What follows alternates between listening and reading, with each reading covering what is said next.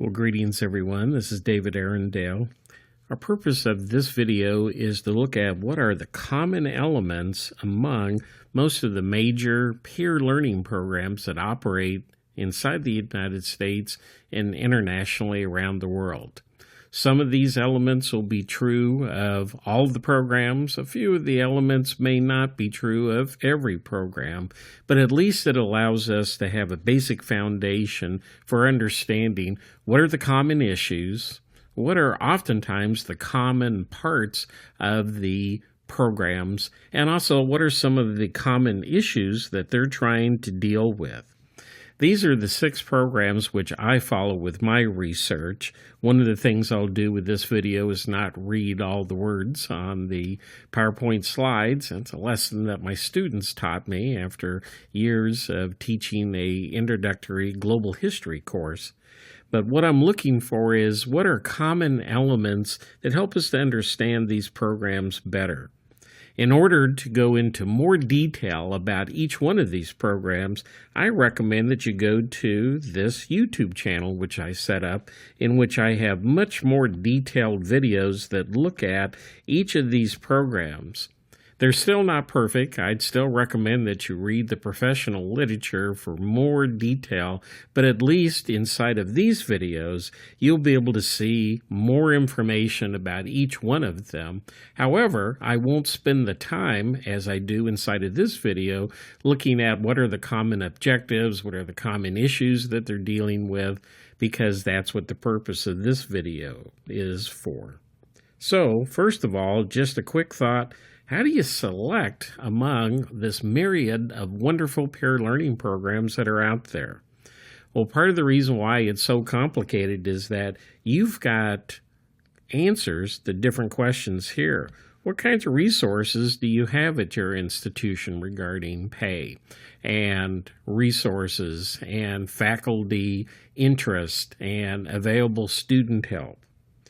What's the climate like at your institution? Some of these programs foster better in some climates versus others. What are the specific needs that the students have? Different programs are more appropriate for some student populations than others based off what those particular needs are. And then once you end up understanding those, then you're able to go and select the appropriate intervention program. I'll have a whole series of different videos that look at this whole decision-making process. Too oftentimes it's easy to be influenced when you go to a conference and you hear concurrent session talking about a program, and I'm sure it's a fine program. I did that for many, many years, promoting one of the programs that was on that list of 6, which we just saw. But they don't always tell you all the information. They don't tell you what are the things that you got to do in order to make that program really work well. They only have 60, 75 minutes. Or if you end up looking at an article, well, part of the challenge with articles is that publications is that probably half the time in the article it's spent on a research study. They don't always specifically tell you the kind of detailed information you need in order to implement it. So that's the reason why I suggest that you be really careful whenever you're thinking about a program and being a good consumer. Now, it's a little humorous to go over here and pick on Doritos, but anytime that you eat anything, we ought to read the label and the specific product information. Well, the same thing's true for whenever you're selecting a particular intervention program. You have to go and to do deeper research, look at the fine print. Frankly, one of the most valuable things you can do is actually visit a nearby college that has this particular program and see if the director of the program could spend a lunch hour with you, or to allow you to actually go and watch some of the sessions in operation. That's going to give you the kind of detailed information that's going to help you to be able to make a more informed decision on which to pick from. Well, it's the power of the group.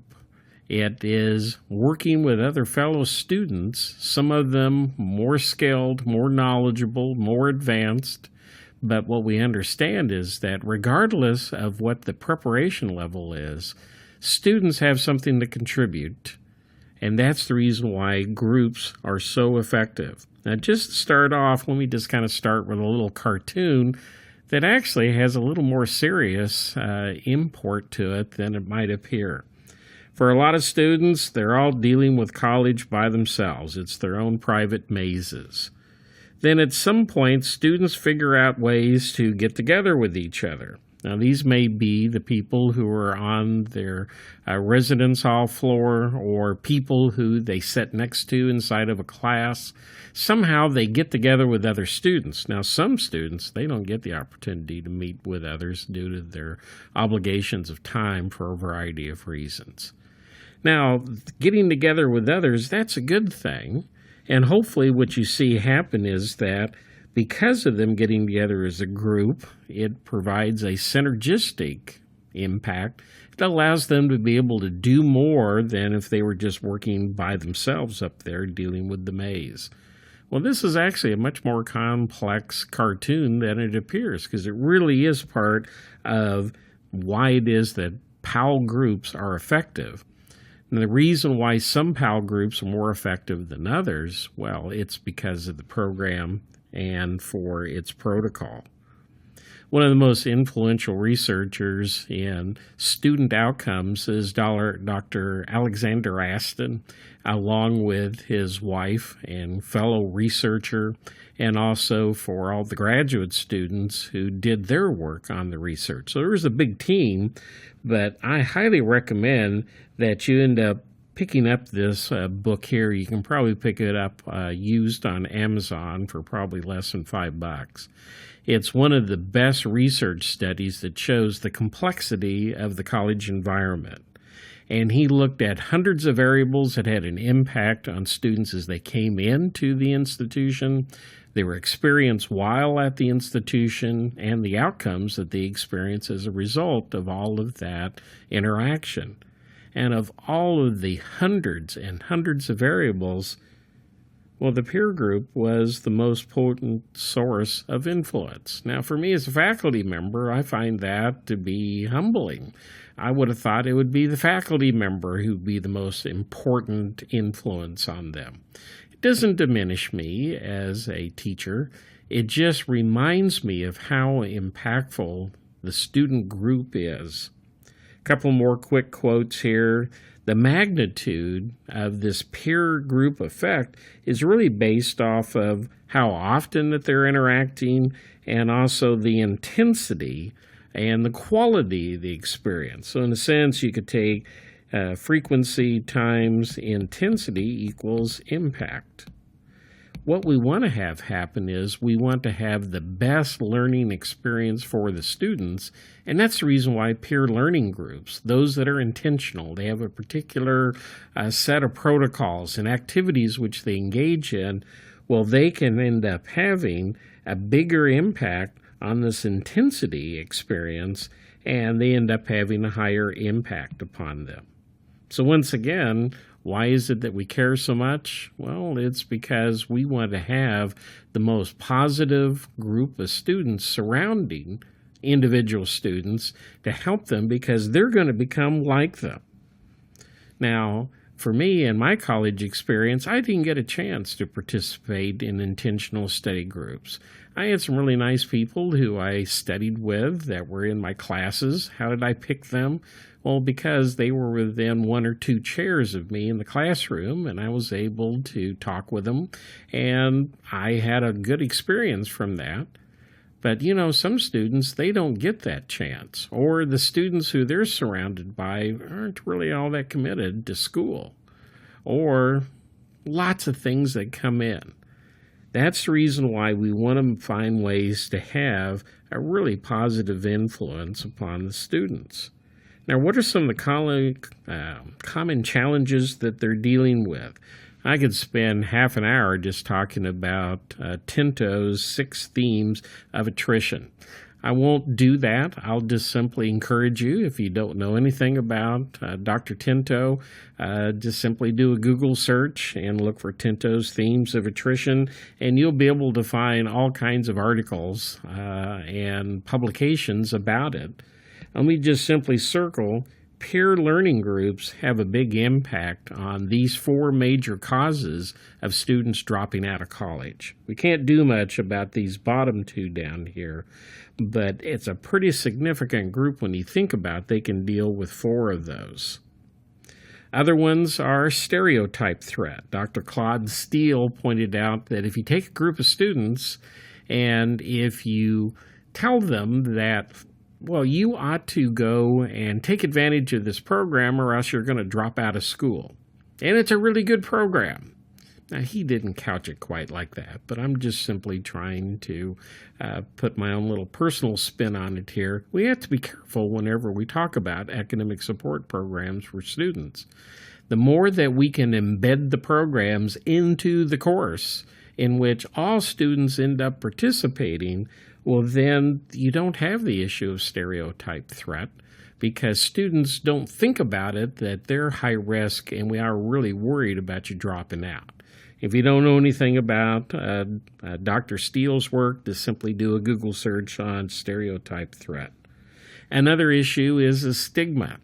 I ended up working and directing learning centers at 2 community colleges and 1 four-year college in my career.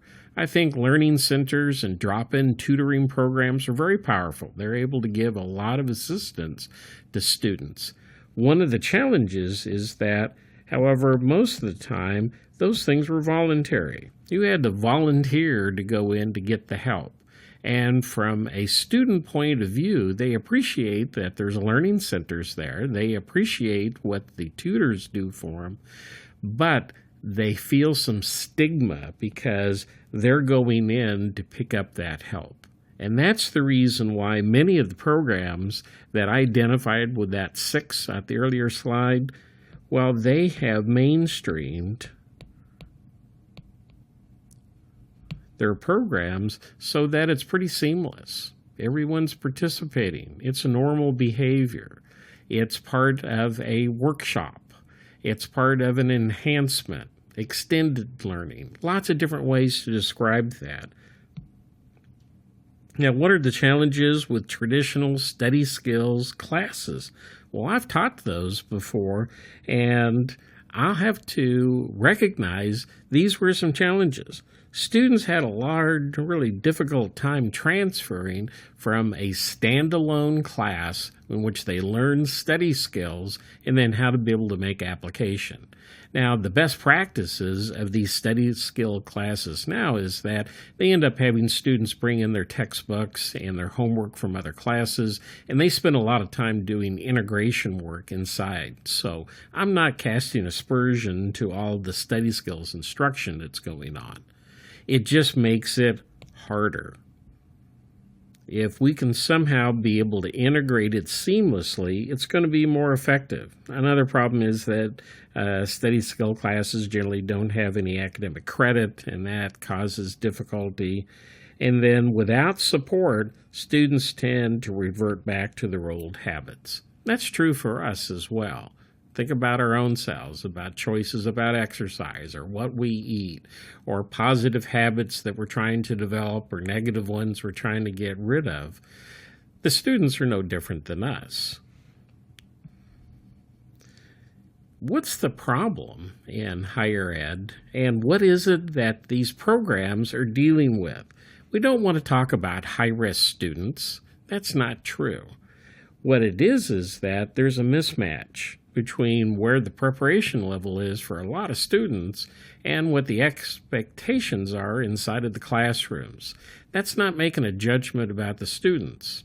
It's not making a judgment about faculty members about being too hard and difficult or whatever.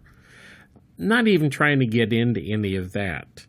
By talking about this mismatch, what we want to do is that we want students to raise their level of performance to meet, let's say if this is the faculty expectation level, we want them to meet it or to exceed it then.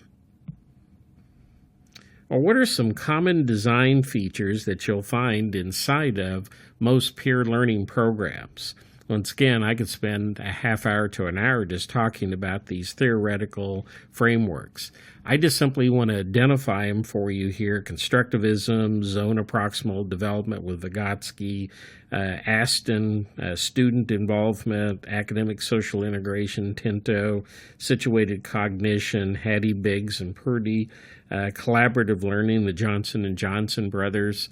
All of those different theory bases help to drive all of these programs. And I would encourage you to pick some of these to learn more about if you're just getting into peer-assisted learning. In most of these programs, they're all going to be run by either near peers or co-peers. Near peers means that they're probably someone who's already taken this difficult, challenging course before, got good grades, received training, and they're back to help the currently enrolled students to do well. In co-peers, well, those are students who are inside that class for the very first time along with you, and they are running academic support programs.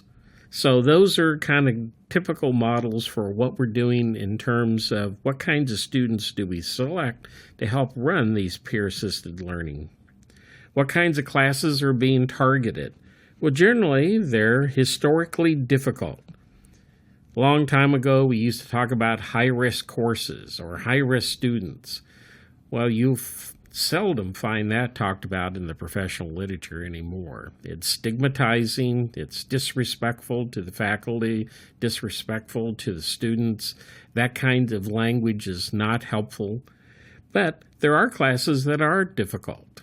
In my background, I came from something called supplemental instruction. The very first class that SI was offered in at the University of Missouri, Kansas City, was an anatomy and physiology class for students in med school. These were all highly capable students. For the most part, they were valedictorians coming out of their high schools, and now they're in med school. But it was a challenging course because of the vocabulary and the speed of delivery. You go across the United States, and if you talk with most A and P instructors and look at the grades, you'll end up saying that it's challenging. So we end up targeting those courses and provide supplemental services. So what's a magic number? Well, there's nothing magic about 30%. D's, F's, W's, and incompletes. It's just that tends to be a class that is presenting itself to be difficult, and most students end up knowing it. Also, this idea about being a gatekeeper or a prerequisite class. And sometimes, and particularly now at the time that I'm recording this video, we're dealing with the flu pandemic here in the United States. Lots of college classes are now converting over within a period of 3 days over to online, and academic support programs are now moving also online. Well, online courses can be challenging, and academic support can be provided online, but that's a whole nother series of videos. It's this whole idea about front-loading services. We need to get services into students during their very first academic term. In fact, research from Tinto and others said that it's the first 6 weeks of the very first academic term that students most often make a decision to drop out of the institution. So this is the reason why we want to have our best services. We want to have additional services at that time. What are some common guidelines that go into these peer learning programs? I won't read through all the detail that's on the screen here. I'd recommend that you hit the pause button in order to be able to drink in all of the content.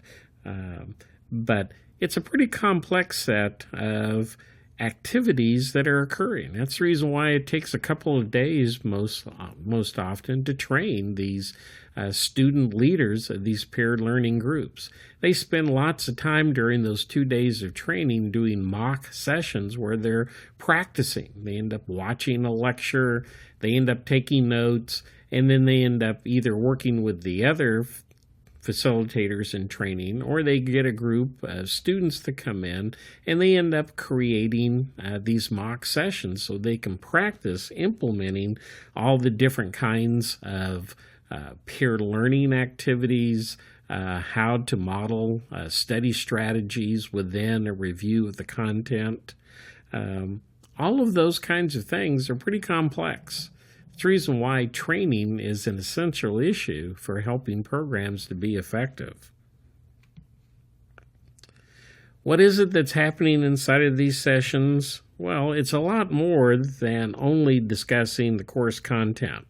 That's important, but also they start to think about what it is that they're reading and hearing, and they're going to discover that they're missing things. And knowing that they're missing things helps them to become more attentive. And they listen to other students as well as the facilitator of these study groups. Well, how can I be more effective in tackling the material? They learn how to be able to analyze, question, seek verifications. And also, they understand the world's a little bit different because of their own personal experiences. So it's a really rich environment that they're in. It's about this interaction that's occurring within the group. They're exploring new topics, and they're making application of the material. They're constructing their knowledge. That's the reason why the theoretical underpinning for constructivism was mentioned on that earlier slide when talking about the different theory bases that underlie these programs.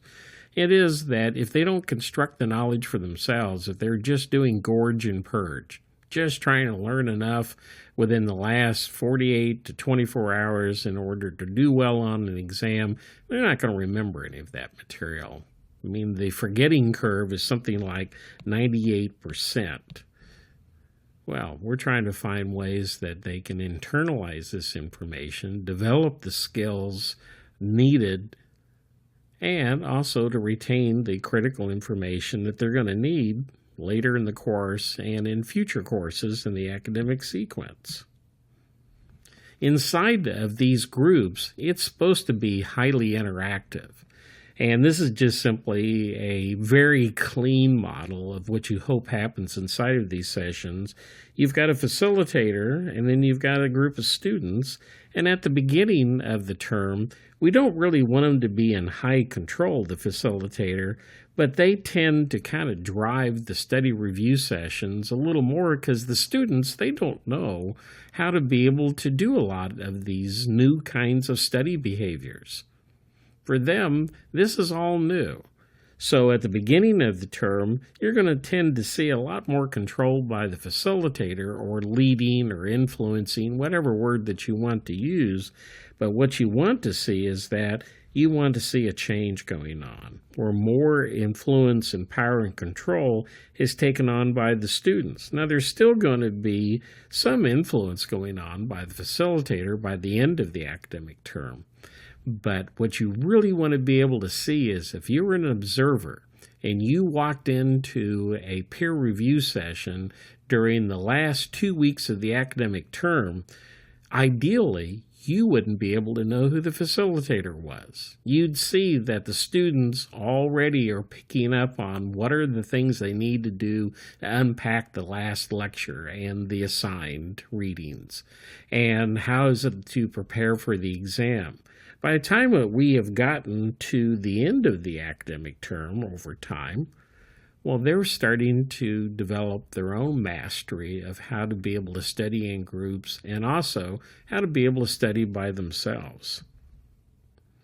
You know, for a lot of students, whenever they come into a classroom, and almost despite all the good efforts of instructors, and I think about this for me, I just retired after being a history teacher for 40 years.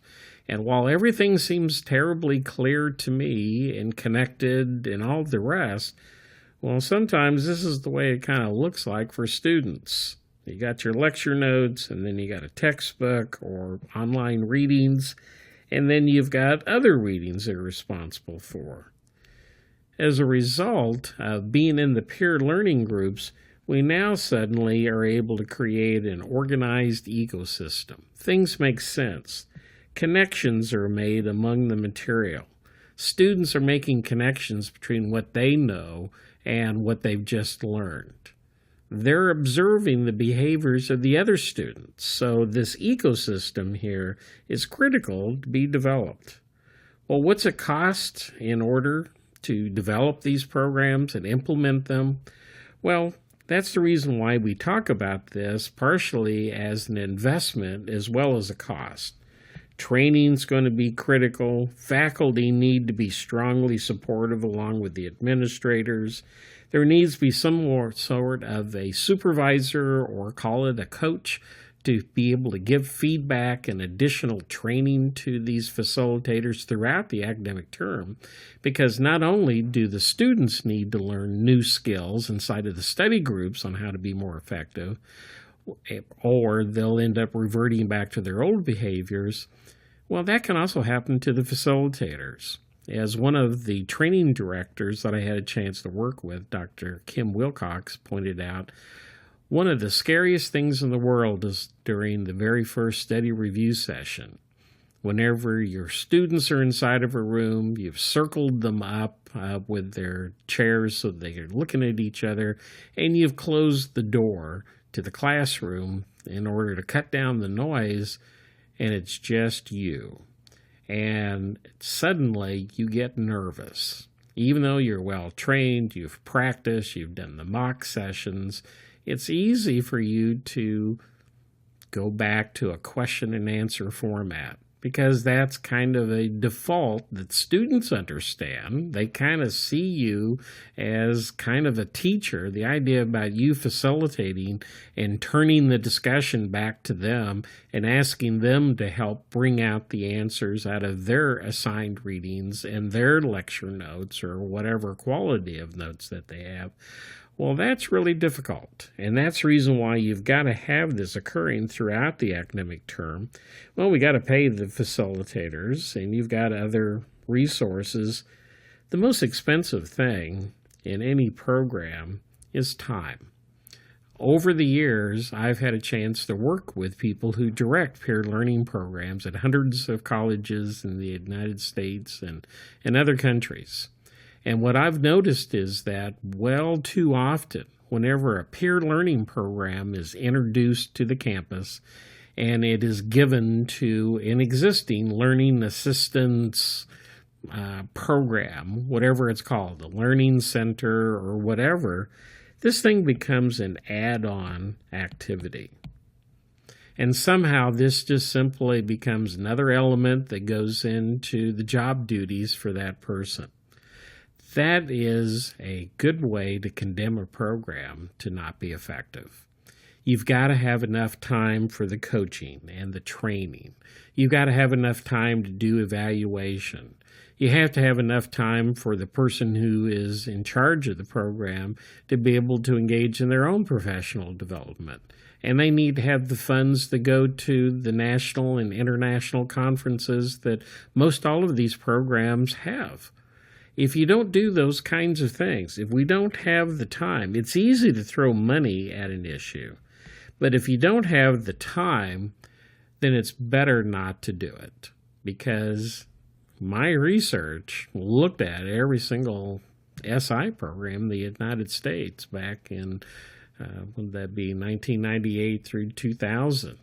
And we found out one of the most critical factors about programs that collapse and stop working is that the supervisor reports they were overwhelmed.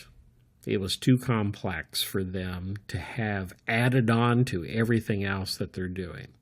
You know, what is one of the sayings? If you want to get something done, find a busy person and assign it to them, because they'll figure out how to add it in to their work portfolio. Well, that's kind of a nice compliment to say about that person, and I'm sure that they do outstanding work, but you can also overwhelm someone. So that's the reason why I just wanted to point out this about implementation costs. What's the benefits of the program? Well, mostly they're focused on academic performance. They want to see higher persistence rates. And also, there's a lot of benefits for not only for the participants in the programs, but also for the student facilitators or leaders or whatever it is that they call the person, the student who's in charge of these groups.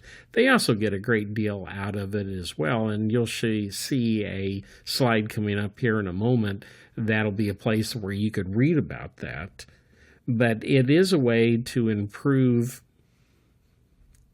for the students who participate as well as students who run the groups. Now, what do faculty members get out of this experience? Well, if they want it, they can request anonymous feedback through the study group leader, not identify what students are asking or making comment, but if the faculty member wants the feedback, you can get that. That doesn't tend to happen as much here in the United States, but that's a frequent thing that peer review groups are used for in other countries. I know that from personal experience in South Africa, that they saw that as a vital way to get information to faculty members who wouldn't gain it any other way then. You get more academically prepared students. Faculty members like that. They're going to ask more questions, better questions. We know that they're managing their study time. They're not just simply studying by themselves. They're working with other students, and faculty would like to know that then. Also, student satisfaction ratings for the class tends to go up. And then finally, the last thing is that this really helps out with large class sizes. So lots of benefits for faculty members out of a program. What's the institution get out of this? Well, they like to know that their historically underrepresented students in difficult classes, high-demand programs are doing well. They want to diversify the graduates. You know, one of the things that they do in the United Kingdom is that when they evaluate colleges, they look at the demographics of the students who are admitted, and it's expected that the graduation class will have the same ethnic and cultural and economic diversity as the students who came in. And if that's not happening, then there's a problem, and it actually can have an impact on funding for your institution. We haven't quite gotten to that yet here in the United States, but I think a lot of faculty and a lot of administrators of goodwill are really concerned about that, and that's part of the reason why some of these kinds of programs have been created. Obviously, there's more revenue if we're going to have higher persistence rates. We also have a way to provide academic support for students in online courses, and as I said, right now, this is March of 2020, most colleges in America are all shifting within a matter of days over to online instruction. We want to maintain high academic standards and larger classes. And then also, as a good summary for the whole thing, what's the institution get? Well, we end up helping to achieve our mission and goals of the institution. What's the future of peer-assisted learning programs? Well, being mainstreamed and mandatory for all students. It's part of the class. It's part of the culture of the class. Number two is you'll see even beyond what's happened here this term, here in the United States, and I think with our colleagues around the world, online peer-assisted learning programs are here to stay. And we're going to continue to do these because we end up having higher participation rates. Even after this current flu pandemic passes, people are going to say, you know, by us doing things online, everybody in the class can participate if it's an out-of-class peer learning program. Well, everyone can participate because they can access it online. They don't have to come back to the campus in order to be able to participate. So I think it makes more sense. I think that we're going to have a need for new pedagogies of how you do it. Here at this particular moment, I monitor a number of the email chat rooms on learning assistants, and people are talking about they're using a product called Zoom. And I'm going to end up using Zoom coming up on this Sunday for a webinar. Well, that's one product. There's lots of other ones that are out there. But the thing I want to get at is we have to think about how can we be more effective of how it is that we use the online systems in order to be able to have students have as an engaging, a productive kind of experience as they would have if they were meeting in the same classroom together for a study group. And then finally, my last one down here is one that I've just been learning about, and that's called Students as Partners. Students as Partners is a movement from Canada, United Kingdom, Australia for the most part, and is gradually starting to trickle into some U.S. institutions. What it means is that the students actually are seen as equal partners with the faculty member in helping to redesign the course.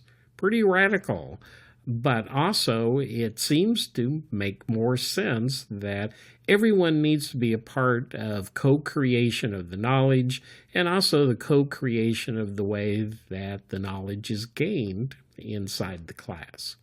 So I'm not going to say very much more here. I'm just frankly learning a lot at this point.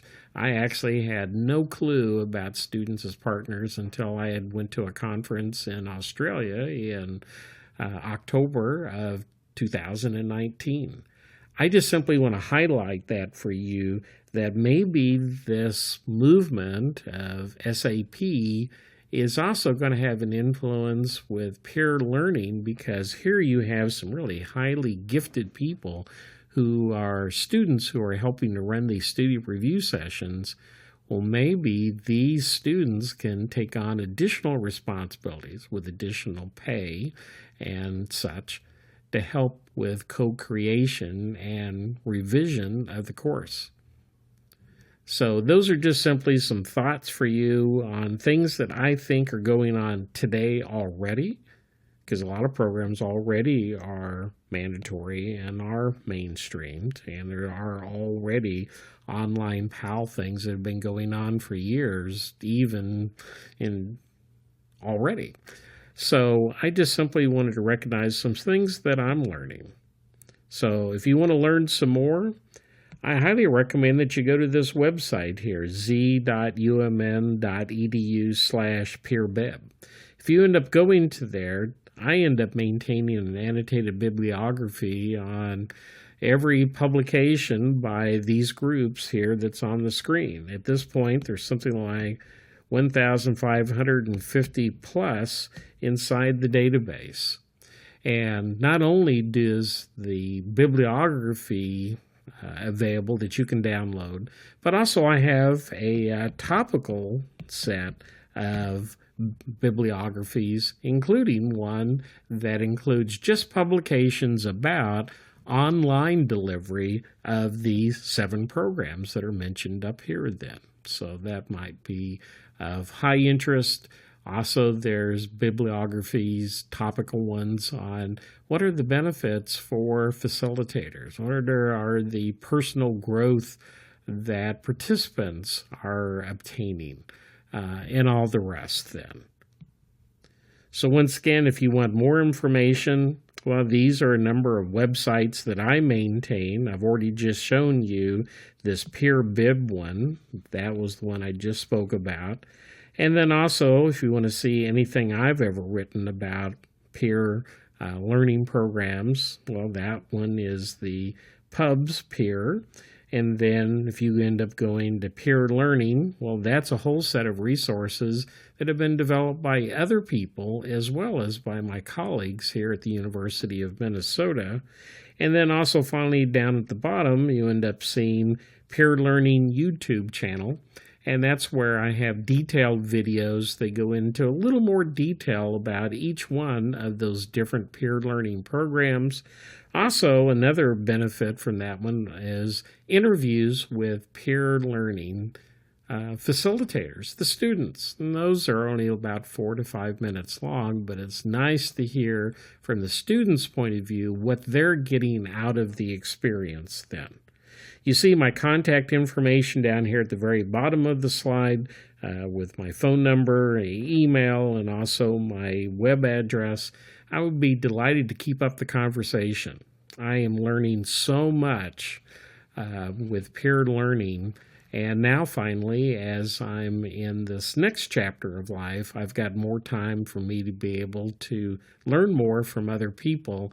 And then my goal is to share what other people have developed and have learned with other people as well. So thanks for listening today. I hope my words are useful in your work in helping students to achieve their dreams. Take care, everyone. Bye-bye.